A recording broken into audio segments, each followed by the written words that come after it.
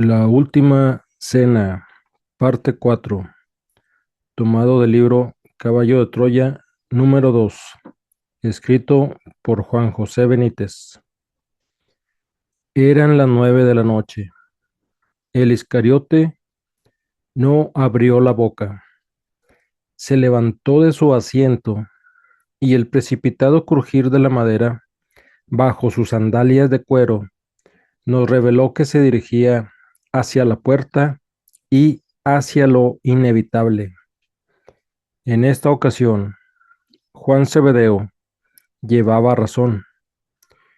Ninguno de los presentes, ni siquiera el propio evangelista, extendió el sentido real del mandato de Jesús, entre otras razones, porque, como expliqué en anteriores páginas, suponían que Judas seguía como administrador del grupo. El Iscariote, como es sabido, hacía horas que había traspasado la bolsa común a David Zebedeo, el jefe de los emisarios. Todos dieron por hecho que el encargo del maestro, lo que has decidido hacer, hazlo pronto, guardaba relación con su cotidiano menester como pagador o habilitado. Cuando Judas Iscariote hubo abandonado la sala, Curtis hizo un interesante juicio, una observación que ha provocado ríos de tinta y punzantes polémicas a lo largo de la historia. Entonces, ¿es cierto que el traidor no llegó a comulgar? Mi respuesta, una inmediata e irónica sonrisa, le dejó perplejo. No te comprendo, añadió en un tono de lógico reproche. Lo entenderás enseguida, repliqué. Prepárate a oír algo que nada tiene que ver con lo que han escrito tres de los cuatro evangelistas y muchísimo menos con la posterior interpretación de las iglesias. ¿Es que no hubo institución de la Eucaristía? Me negué a responder. Pulsé de nuevo la grabación, invitándole a que prestara toda su atención. Como decía, los discípulos no concedieron demasiada importancia a la precipitada salida del Iscariote. Es más, la discusión sobre la identidad del traidor se prolongaría por espacio de algunos minutos. Es casi seguro que Jesús hiciera alguna señal porque, de improviso, la polémica cesó. Se escucharon unos pasos que se aproximaban al diván del rabí y acto seguido el ruido del agua y el vino a partes iguales, al ser vertidos en la copa del maestro. El discípulo encargado de esta ceremonia, conocida como la tercera copa o de la bendición, retornó a su puesto. El Galileo se puso en pie e, inmediatamente, el resto hizo otro tanto. Tras una breve pausa, posiblemente de acuerdo con la tradición y con su propia costumbre, Jesús bendijo la copa y su voz llenó de nuevo el silencio de Masada. Tomad esta copa y bebed todos de ella. Esta será la copa de mi recuerdo. Esta es la copa de la bendición de un nuevo designio divino de gracia y verdad. Este será el emblema de la otorgación y del ministerio del divino Espíritu de la verdad, de la solemnidad el rabí pasó a la tristeza. Ya no beberé con vosotros hasta que no lo haga en una nueva forma en el reino eterno de mi Padre. Los apóstoles parecían sobrecogidos. Una vez que hubieron bebido, la copa de cristal fue depositada sobre la mesa. En ese instante, el suave roce de las vestiduras de Jesús reflejó que estaba inclinándose hacia la U. Tomó algo y después de dar las gracias, se escuchó el crujido del pan al ser troceado. El micrófono multidireccional captaría igualmente un movimiento generalizado, como si los discípulos distribuyeran los trozos entre ellos. Tomad este pan y comedlo, les anunció el maestro. Os he manifestado que soy el pan de la vida, que es la vida unificada del Padre y del Hijo en un solo don, la palabra del Padre, tal como fue revelada por el Hijo, es realmente el pan de la vida. Cuando hubieron comido, se reclinaron sobre los divanes, haciéndose de nuevo el silencio. Parecía como si el Galileo, no sé si sus hombres también, hubieran entrado en una profunda reflexión. A punto estuve de intervenir. Ardía en deseos de comentar aquellas últimas frases sobre el vino y el pan, tan distintas a las que figuran en los escritos de Mateo, Marcos y Lucas, pero con buen criterio, supongo. Lo dejé para el final de la grabación. Al fin, Jesús rompió su mutismo. Cuando hagáis estas cosas, recordad la vida que he vivido en la tierra y regocijaos porque continuaré viviendo con vosotros. No luchéis para averiguar quién es el más grande entre vosotros. Sed como hermanos, y cuando el reino crezca hasta alcanzar numerosos grupos de creyentes, no luchéis tampoco por esa grandeza o por buscar el ascenso entre tales grupos. Y tan a menudo como hagáis esto, hacedlo en memoria mía. Y cuando me recordéis primero, mirad atrás, a mi vida en la carne, y recordad que una vez estuve con vosotros.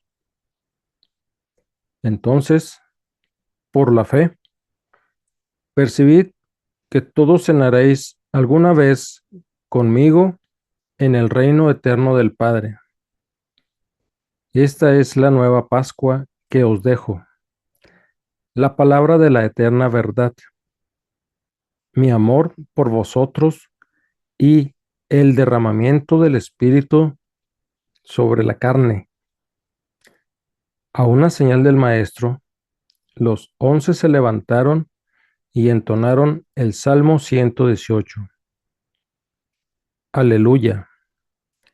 Dad gracias a Yahvé, porque es bueno, porque es eterno su amor. La voz del Cristo, recia y sostenida, envidia de cualquier buen barítono, se impuso desde el principio, eclipsando y conduciendo las de sus hombres. Yahvé está por mí.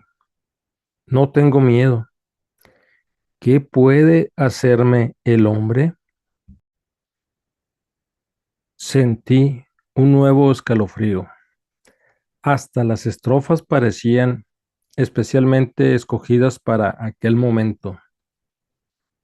La piedra que los constructores desecharon en piedra angular se ha convertido.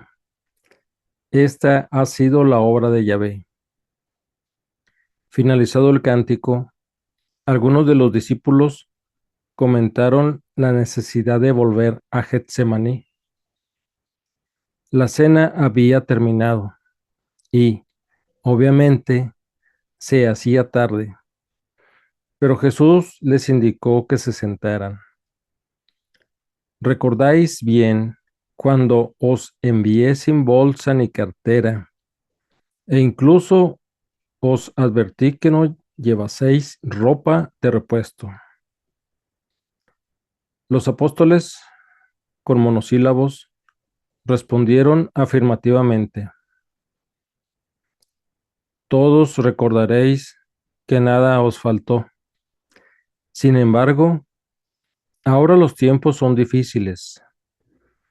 Ya no podéis depender de la buena voluntad de las multitudes. Por tanto, en adelante, aquel que tenga bolsa, que la lleve. Cuando salgáis al mundo a proclamar este evangelio, haced provisión para vuestro sustento, como mejor os parezca. He venido a traer la paz, pero por un tiempo, esta no aparecerá. Ha llegado el tiempo en que el Hijo del Hombre sea glorificado y el Padre en él. Su voz volvió a turbarse. Amigos míos, voy a estar con vosotros solo un poco más. Pronto me buscaréis, pero no me hallaréis, pues voy al lugar al que esta vez no podéis venir. Cuando hayáis terminado vuestro trabajo en la tierra, al igual que yo he concluido el mío, entonces vendréis a mí en la misma forma en que yo me preparo ahora para ir al Padre. Los solapados comentarios de varios de los discípulos evidenciaban que no terminaban de entender a su maestro, pero Jesús, como si no los hubiera oído, continuó. En muy poco tiempo voy a dejaros. Ya no me veréis en la tierra, pero todos me veréis en el tiempo venidero, cuando ascendáis al reino que me ha dado mi Padre.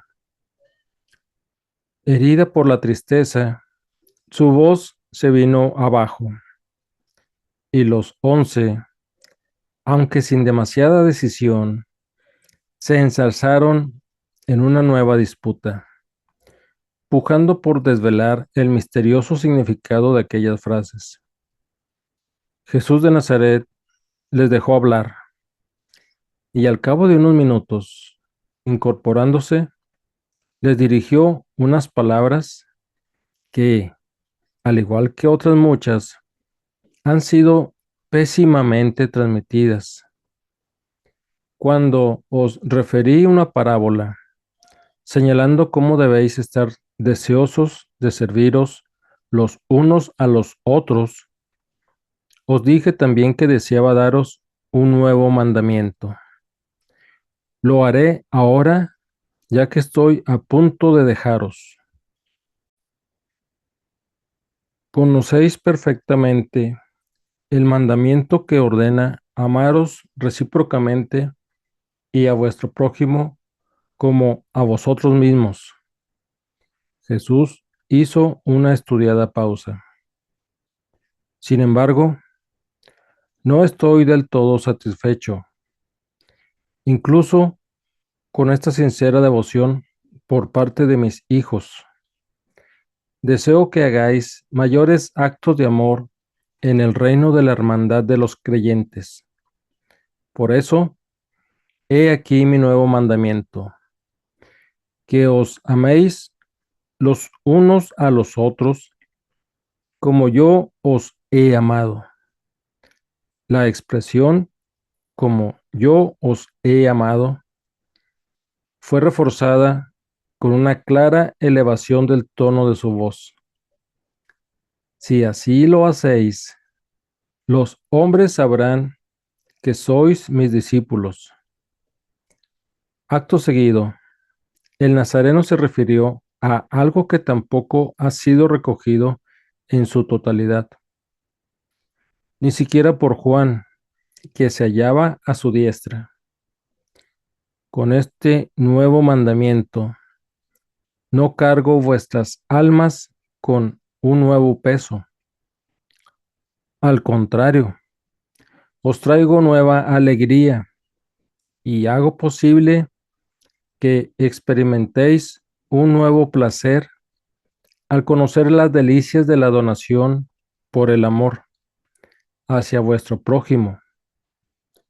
Yo mismo estoy a punto de experimentar el supremo regocijo, aun cuando soporte una pena exterior, con la entrega de mi afecto por vosotros y por el resto de los mortales.